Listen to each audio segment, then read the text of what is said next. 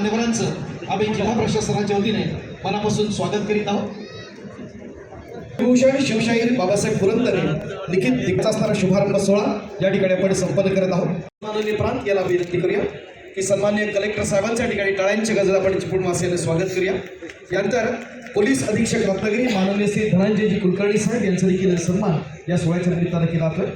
रत्नागिरी जिल्हा परिषदेचे मुख्य कार्यकारी अधिकारी माननीय श्री कीर्ती किरण पुजार साहेब यांचं देखील स्वागत या सोहळ्याच्या निमित्ताने केलं जातं।